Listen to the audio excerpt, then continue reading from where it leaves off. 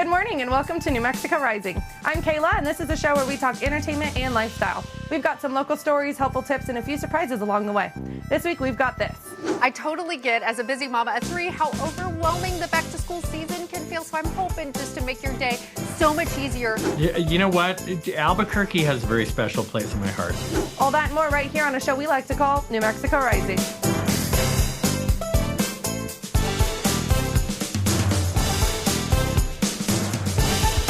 Have you ever wondered what it takes to turn a classic story into something that feels fresh for a new generation? A Woman of Substance tells a story of Emma Harte, a woman who rises from humble beginnings to become one of the most powerful business figures of the 20th century. So joining us today are Jessica Reynolds and Brenda Blethyn, who play Emma at different stages of her remarkable life. Welcome to the show, you two. How are you? Hiya. Good, Thank you. All right, so for viewers who may not know the story, what is it about Emma Harte that has made a Woman of Substance such an enduring character for generations? Well, it's a wonderful story of rags to riches, really, in a nutshell. A woman who rises from poverty against all the odds to become the richest woman in the world. And she's driven by a sense of justice and to get revenge on people who did her wrong. What she said. And Jessica, we first meet Emma as a young woman with enormous ambition. What drew you to her, and what was the biggest challenge of bringing that version of Emma to life? I think it's just such an inspiring story, and to have a period piece that is also from a working class woman's perspective is quite rare, and to see her kind of grow and evolve into this larger than life version of herself, you know, like I can't imagine her ambitions were to be the richest woman in the world, but it happened for her. And I think that's because of the traumatic background and the difficult background that she comes from, and it just shows the strength of those communities and people from those backgrounds. So that was very alluring, yeah. And Brenda, you play Emma after she's built this incredible empire. What do you enjoy most about stepping into such an iconic role? The costumes. The makeup. After playing DCI Vera Stanhope for 14 years, it's quite nice to get out of the Mac and the hat and the grotty old house she lived in. But she's such an iconic character, and some people would say not particularly sympathetic. I often play sympathetic characters, so this was a bit of a diversion for me, and I thoroughly enjoyed it. Even though you two are playing the same character at different ages, what conversations did the two of you have to make sure Emma felt like the same person throughout her journey? Zero. Okay. I think like that there's such a distance between them, not only in age but also in experience. Like I think one of the biggest points is that she becomes a completely different person, and it's up for the audience to decide whether that's for the better or not. And Emma refuses to accept the limitations society places on her. Why do you think her story still resonates with audiences today? Because there's still a bit of a discrepancy between equal wages between men and women. I bet a female engineer doesn't get as much as a male engineer, and in lots of professions there's not equality, and there should be. Hey, I want to thank you two for joining me today. A Woman of Substance is now available on BritBox. For more information and to learn more about the series, visit BritBox.com. Jessica, Brenda, I really want to thank you two for joining me today. Thank you. Thank you. Thank you. Jep and Jessica Robertson became familiar faces with the Robertson family on Duck Dynasty, but now they're trading the Louisiana Bayou for a new chapter in Texas. Their new series, Jep and Jess Beyond the Bayou, follows life at Comanche Moon Ranch and their efforts to build a community around family, hard work, and at a little slower pace of life. Welcome to the show, you two. How are you? Good, thanks for having us. Okay, you guys made a pretty big change going from Louisiana to this new life in Texas. What made you decide it was time for a new chapter? Well, I feel like it was a God thing. It just came about. We met with Bill Abbott at Great American Media and Caitlin Holbrook, and we were just sharing life with them. We had worked with Great American Media on several projects, and by the end of lunch, they were like, well, we've never done a unscripted show, but let's do one. And we were like, oh my goodness, okay. And then kind of went to the drawing board of like what this could look like. And so we really do think that God opened this door. And after meeting with the kids and kind of analyzing the pros and cons, we decided, let's do this adventure. And this is more than just moving to a ranch. What are you hoping to build at Comanche Moon Ranch? So we've actually built some really cool, unique stays. And it's funny, that was kind of something that wasn't planned at first. We were just getting a little ranch out there. I mean, what I will say about this show is it's very, very authentic. This is what we're actually doing. And we're just kind of documenting everything that's happened up to this point. And yeah, it's been amazing. It's just a beautiful property. You can come out, like people can come out and stay here.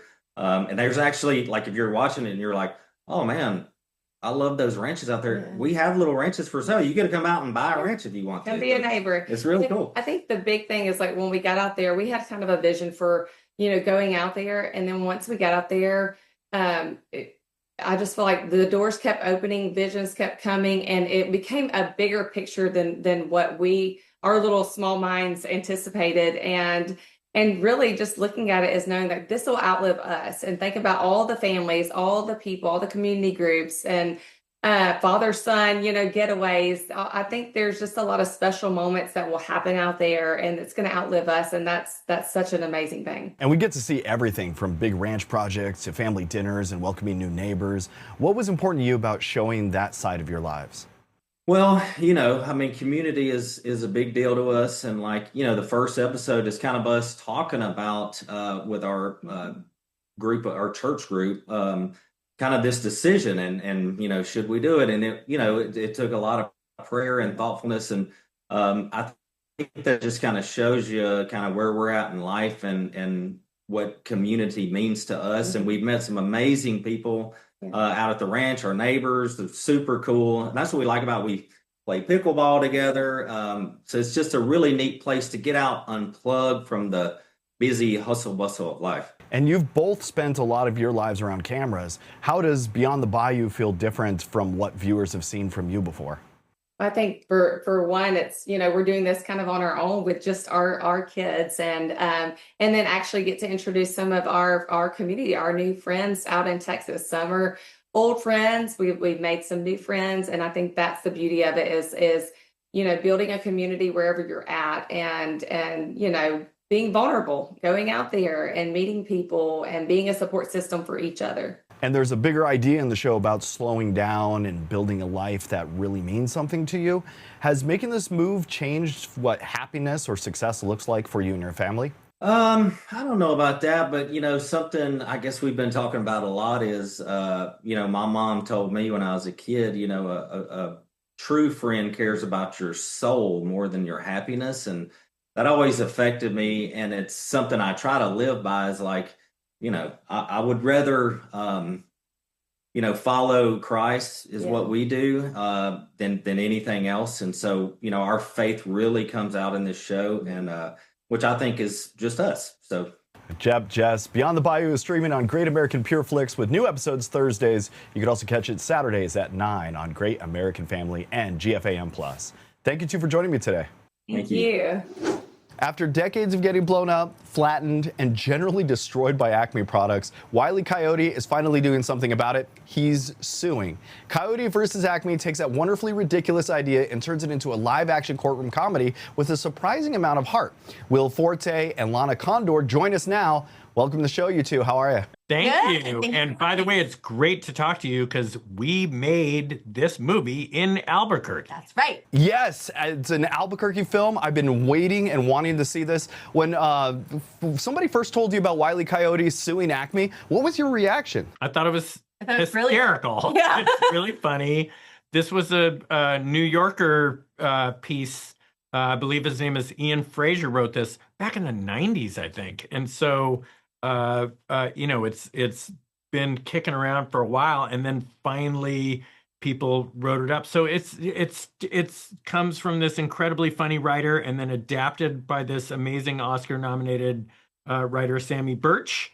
And by the time we got it, it was just this wonderful script that was like, oh my God, but do we get to be in this movie? It was a no-brainer. Just so fun. And you spend so much of the time playing opposite Wile E. Coyote, and he doesn't talk.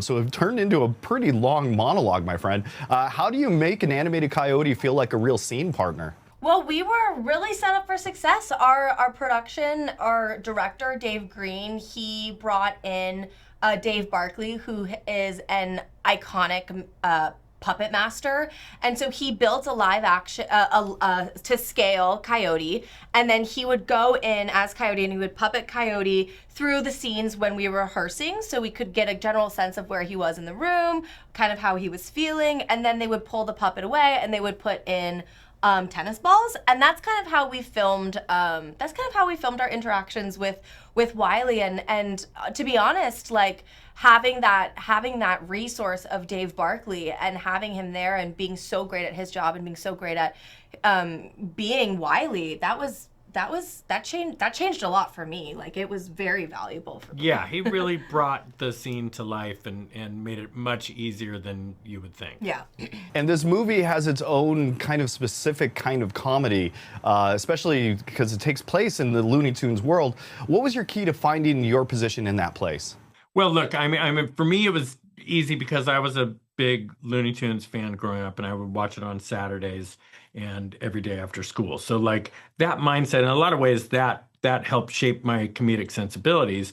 And Sammy, the screenwriter, and Dave, the director, stay very true to the Looney Tunes tone. You know, so I think that Looney Tunes fans are going to be very happy with how these characters are portrayed, and you know, it's just like it's really fun. So, but the script is written in such a way that like it is pretty laid out. She does a very good job of creating this template for your character, and it made it pretty easy to act. And if you got, you know, off track just a little bit, Dave Green, our director, would just nudge you along into the right place. And what surprised me was how much you actually care about Wile E. Coyote and his plight by the end. Why do you think we root for this guy after all these years?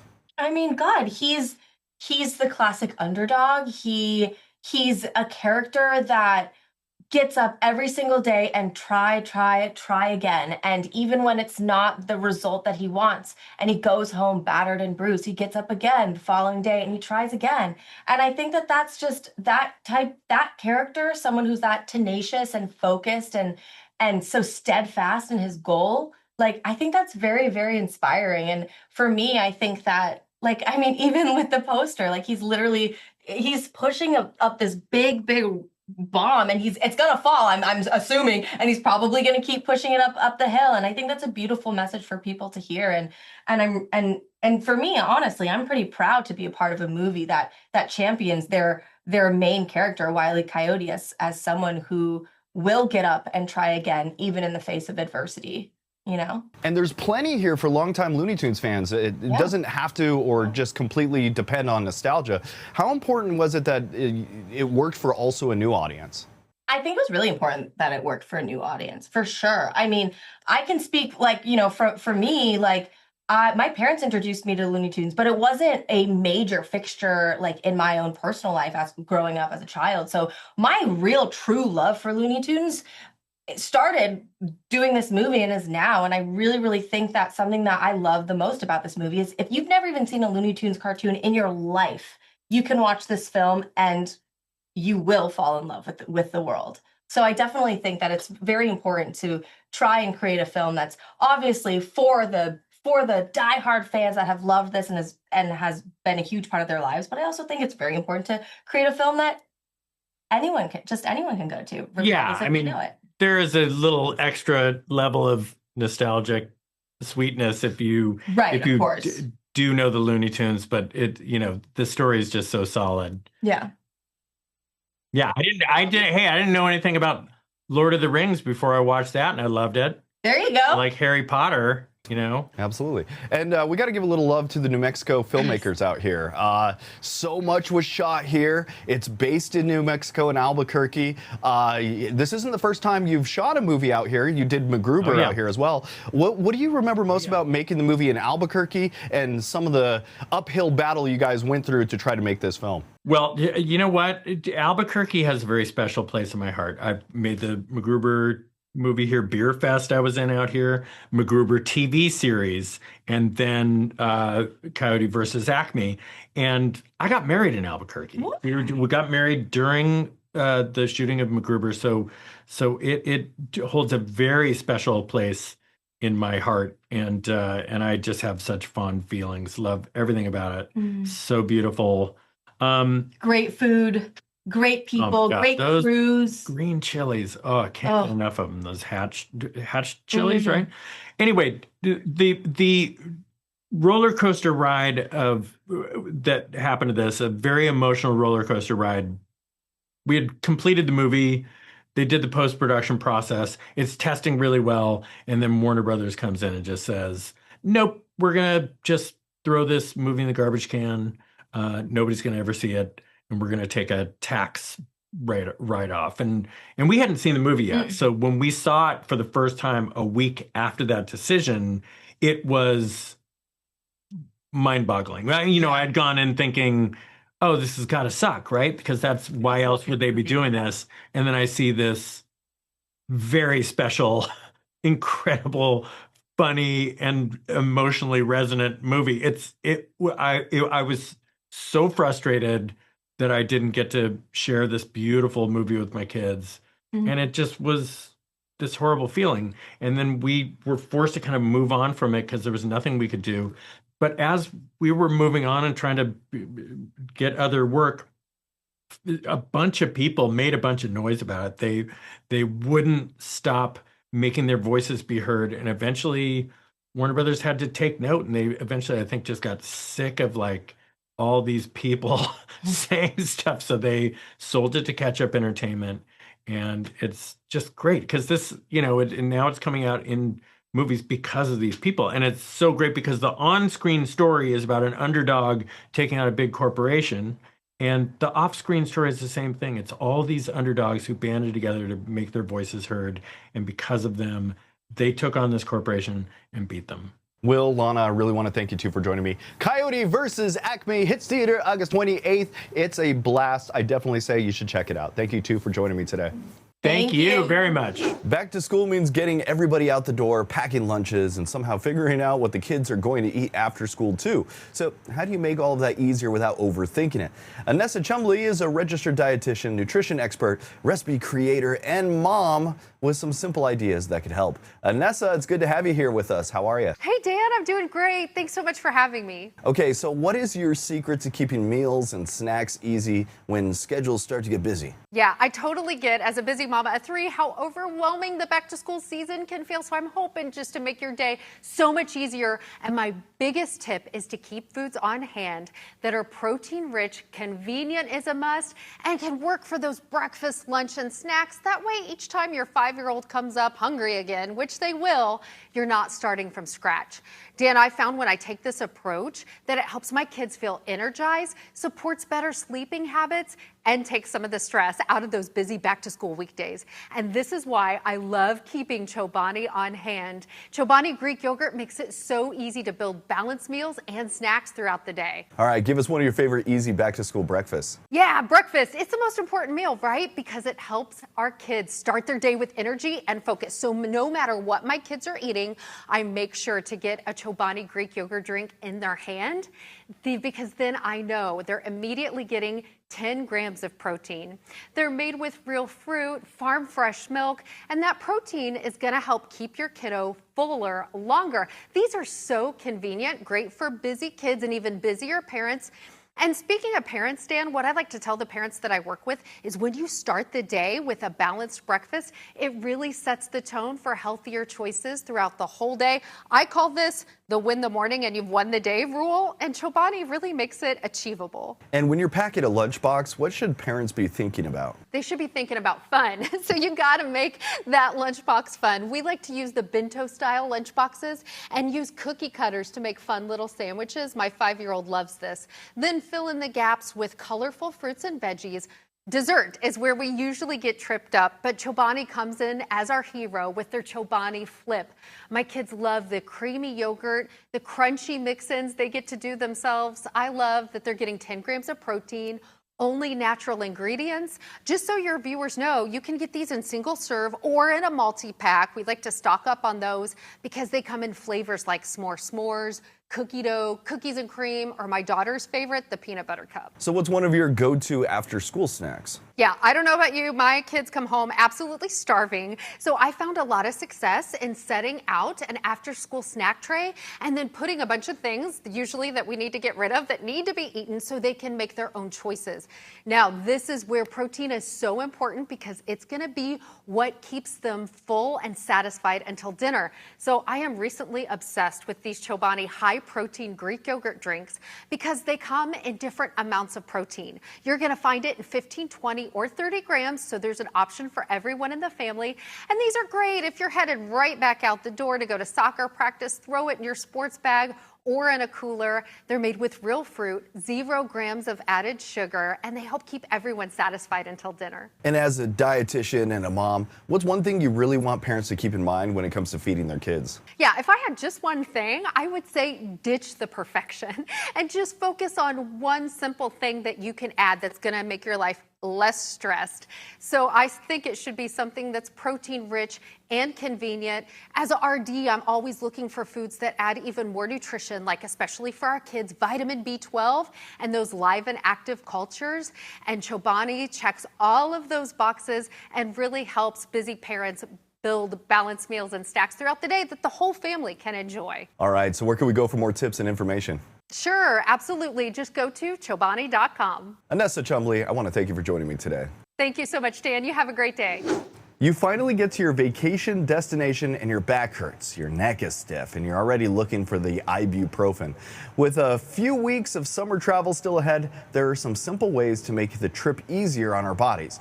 Dr. Sherry McAllister is president of the Foundation for Chiropractic Progress and author of Adjusted Reality. Welcome to the show, Dr. McAllister. How are you? Thanks so much. I'm fantastic and happy to be here. Okay, so why do so many of us feel stiff and sore after we go traveling? Well, travel asks our body to do two things they're really not meant to do.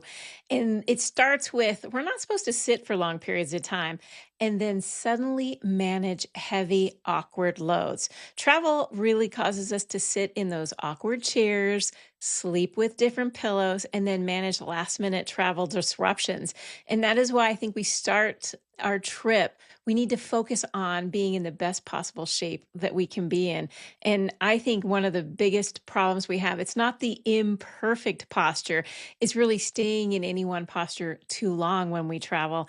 Our body really is designed for movement. And so before you travel, we want to make sure that if you have any stiffness, discomfort, or reduced mobility, let's get that taken care of before you leave. What are some simple adjustments we can make while we travel? Step one really is prepare your body as carefully as you plan your travel. Now, before traveling, you want to prioritize your sleep, your hydration, and your movement. So as you begin to pack, we want to think about keeping things light. Bring supportive, light shoes, and then place those heavy items closer to the wheels of your suitcase. That's going to keep things really helpful for you to balance and ensure that you're not going to hurt your back when you lift. I think that's one of the keys that we talk about is prevention. And in Adjusted Reality, that's one of the big things that comes out.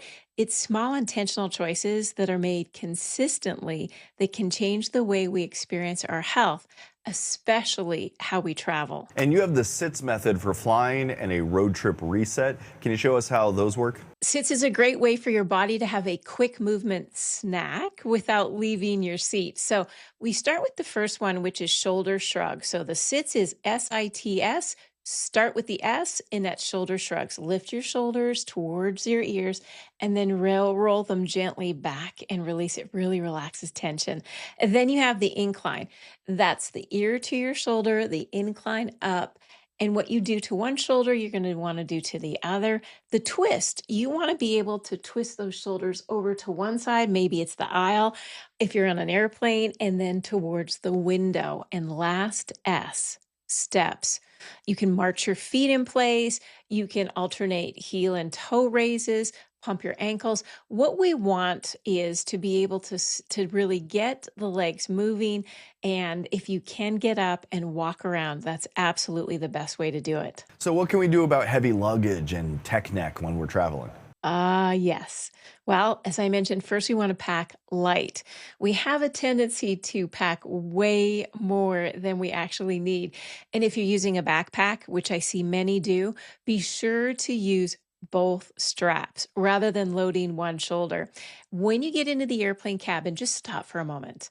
You're with your carry-on. Remind yourself first to face the overhead compartment, then engage your core. Bend with your knees. We've all heard it, but we sometimes forget. And then use, if you have it, that side handle as you're lifting to steady your carry-on as you put it into that overhead compartment. But the biggest culprit, especially when it comes to that tech neck, is when we get bored on our trips. We tend to watch movies on our phone. We don't want our head to go into that forward head posture. That actually substantially increases the demand on our neck. So remind yourself when you've got your phone in your hand, in, up, back, down. Those are the 4 words. You want your elbow to come in. You want your hand to come up towards your face, and then bring those shoulders back and down. That helps us reset and avoid that tech neck disaster on our travels. You also have a 2-minute practice to help us actually relax once we get there. What is it? So the best way to come home replenished is actually to begin travel relaxed. So before you leave, you take that 2-minute reset. I want you to pause, intentionally shift your mind from rushing to restoring. So place both feet on the floor and begin what's called box breathing. That's inhale, hold, exhale, hold for 4 counts each. Then ask yourself, what does my body need before I travel? Is it movement, perhaps? Water? Maybe it's nourishment. Maybe it's rest, or maybe you need some good connections with friends and family. So before your journey begins, just take those 2 minutes to stop and reset so you can be fully present for every moment.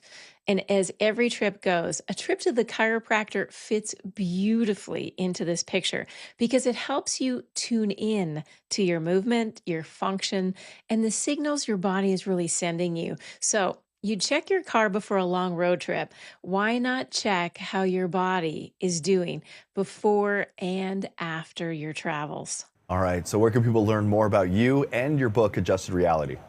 Adjusted Reality can be bought at any place you buy your books, Amazon, Barnes & Nobles, and we love you to visit our website to learn more about how you can take care of yourself. That is F4CE.org to learn more about how to travel with a giddy up in your step and improve how you feel all day long. Dr. McAllister, I want to thank you for joining me today. My pleasure. And that's going to do it for this week's episode of New Mexico Rising. Thanks so much for spending part of your day with us. Be sure to follow us on social media for even more fun between episodes, and join us again next week for another edition of New Mexico Rising.